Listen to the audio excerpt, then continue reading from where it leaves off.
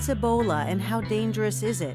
Ebola is a virus. It's what we call a hemorrhagic fever virus. So it causes high fever, it causes bleeding, and it's a virus that's found in Africa, usually in bats, and then spreads to people.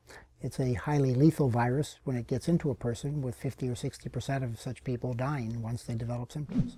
How does Ebola spread?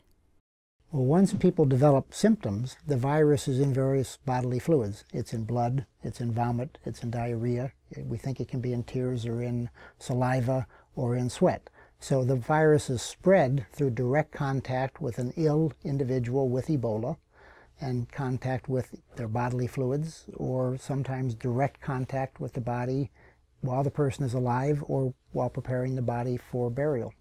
Why is Ebola spreading?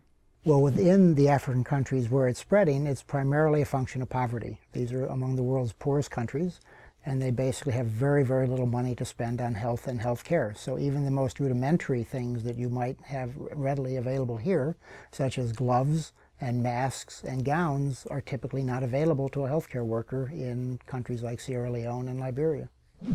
What should we be doing to keep safe? Well, I think we as a country need to be helping these countries deal with the problem within their own countries.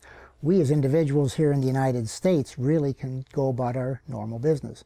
Unless someone is either traveling to the region or in direct contact with an ill individual from one of these countries, they're really not at risk of Ebola, and they really don't need to change their day-to-day activities. What's the role of the School of Public Health? Well, I think there are basically two roles. Some of us on the faculty provide guidance and are on advisory committees to the World Health Organization and the CDC. But in addition, we're training many of the people who are actively involved in the response to Ebola. So people who are leading the response both at the World Health Organization and at the Centers for Disease Control and Prevention in Atlanta happen to be alumni of the University of California, Berkeley School of Public Health.